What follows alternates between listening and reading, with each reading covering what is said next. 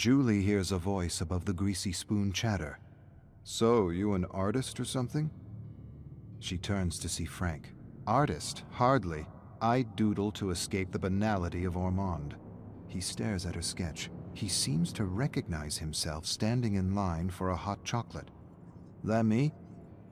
She feels sudden warmth running up her neck. She already knows before he tells her that he's not from Ormond. He looks different, fun, free, rebellious. He sits beside her and offers to model for her with a laugh.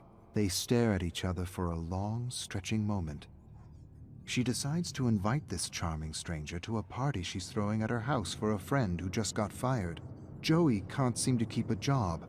With a laugh, he says, "Joey sounds normal. You know how much programming it takes to get a human being to accept the whole 8-hour-a-day routine?" He continues ranting about how school isn't education but brainwashing. If it were real education, if it were true education, the core subjects would be philosophy and critical thinking. Julie laughs and knows her friends are going to love this iconoclast. She certainly does. She didn't stop thinking about him since she first saw him. Now she hopes he shows up at her party. His rant stuck with her, and she spent a few hours researching how education was corrupted to meet the demands of the Industrial Revolution. Conveyor belt education for assembly line jobs. Nothing has changed for the last 100 years, only the products. Frank shows up with drugs and drinks, party treats. Julie introduces him to her best friends, Joey and Susie. They talk favorite foods, slasher movies, and killers all night. Julie amazes Frank with her profound knowledge of serial killers as she leads him to her bedroom and shows him her scrapbooks filled with pictures and clippings of famous murderers. Everyone leaves or passes out while Julie and Frank discuss murder and mayhem, trying to one-up each other with details and trivia.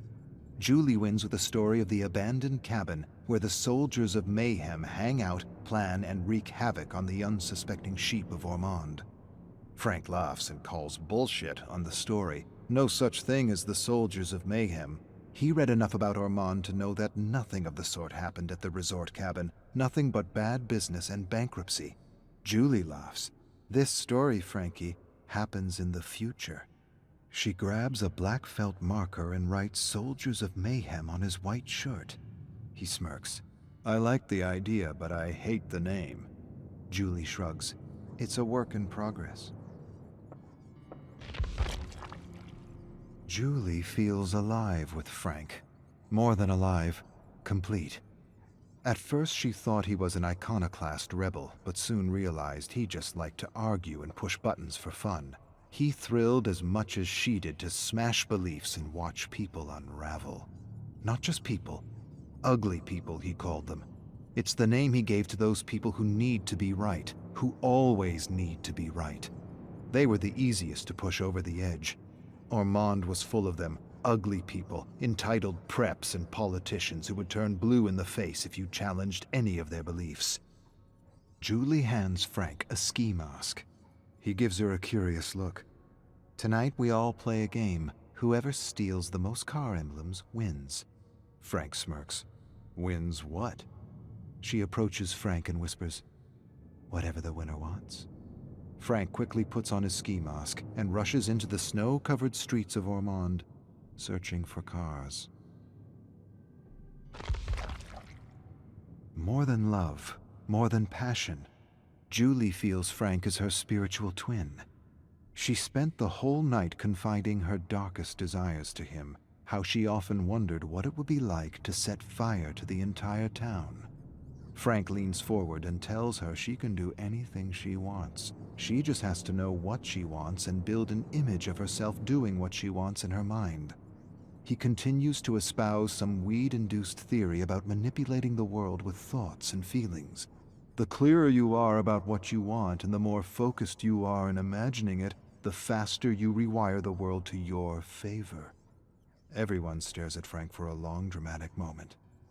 Then they burst out laughing in unison. "Let's all just imagine buckets of money." Frank shakes his head. "Money is dead on its own. Money doesn't inspire the world. Real passion and emotion does.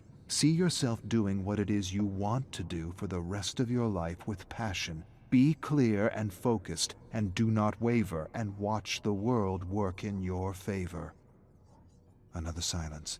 Julie smirks. Frank nods seriously.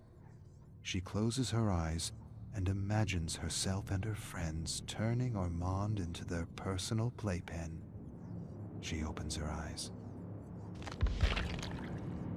Julie and Frank wait for Joey and Susie at the old abandoned cabin. Of course, it had to be the cabin, the only exciting place in Ormond. Julie looks at the place. It needs some love. Joey and Susie are out messing with the sheep of Ormond as usual. They soon enter with a bunch of stop signs and laugh about the accidents they caused. No one dead, but some serious injuries, 6 to be precise. They snap some pictures to capture the moment. Joey then tells them he got a new job at the local hardware store. They all make bets on how long he'll keep this job. Julie appraises the space and has an idea. She'll decorate the walls with the emblems they pulled off the cars of Ormond. Everyone likes the idea. Joey adds he wants to hang the stop signs on the wall. Inspired by the small traffic accidents Joey and Susie engineered, Julie suggests another name for their little gang: the Marauders of Mayhem. Frank shakes his head and his eyebrows frown. Too tough on the tongue. Joey disagrees. "I love it." All eyes turn to Susie. She shrugs. "I agree with Frank. It's a mouthful." Julie and Susie enter the hardware store. Joey wants them to be quick. The owner will be back in 10 minutes. Frank tells him to stop panicking. They grab supplies for the cabin: paint, brushes, masks. A snow globe captures Frank's eyes. Joey tells him to leave it, says it's his boss's collector globe, the first snow globe for tourists when Ormond became a popular getaway for snowboarders and skiers. Frank scoffs and takes the globe anyway. Julie stares at Joey and shrugs. Whatever. The globe gives her an idea. She grabs a few generic Ormond globes for a personal project. The cabin is almost ready. Some finishing touches required, and Frank and Susie are hitting a few homes for supplies: toasters, pans, cutlery, TV, computer, linen, anything to make their refuge a little cozier. Julie stays behind refashioning generic Ormond globes with scenes of mayhem. Frank approaches her. "Can I have one of those?" She hands him a globe with 4 stick figures setting a snowman on fire. He says it should be a real person. Julie feels offended. He didn't see the detail. It is. Frank scrutinizes the globe and sees a stick man embedded in the fake snow. Nice. Julie imagines something crazy. In her mind's eye, she imagines herself killing someone with her friends. She has no other image, and no doubt, it's more than an image of a first kill. It's an image of her in a newspaper clipping. She makes Ormond exciting again with a series of murders. Her phone startles her. She answers. She hears his voice, and Frank tells her to meet him at the Ormond Majestic Theater. Why? What's playing? He doesn't answer. She gets in her second-hand sedan and drives through the blinding snowstorm to the theater. He graciously opens the door, helps her out. Joey and Susie are standing by the theater holding empty gas containers. Frank hands her a match. "Please, do the honors."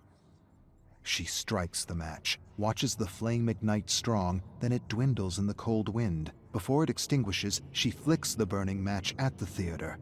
A moment later, a massive fire erupts in the blinding snow. She stares at Frank, at the fire, at Joey and Susie, and she has this sudden crazy thought that Frank is right. Somehow the world is conspiring in her favor. Joey paces the cabin, suggesting names for the group. Susie thinks they need some kind of a costume, like superheroes. Julie laughs. "We trying to be famous?" Frank shrugs. "Why not?" Julie shrugs. "No one ever got famous with petty theft and arson. Maybe we should do something real." Frank leans forward. "What does that mean? Something real?" Julie goes quiet for a moment. She's not sure what she's thinking, or if she's thinking at all, but she wants to feel the thrill she's read about in books. She wants to be more than common, more than ordinary, bigger than life. Frank smiles at her and asks if she thinks she could kill someone. She thinks for a moment. I could. Frank raises a skeptical eyebrow. After a moment, he says he probably couldn't really kill someone. Julie teases him. Not even for me? He shakes his head. Not even for you. And you? Would you kill for me? She echoes his bullshit answer. Never. He laughs and echoes her. Not even for me? Not even for you. Frank won the bet, and he's collecting. Joey didn't last a month at the new job. The owner accused him of stealing a chocolate bar, and now he paces the cabin hysterical. Of all the things, a chocolate bar he claims he never stole. The injustice of it all. Julie suggests payback.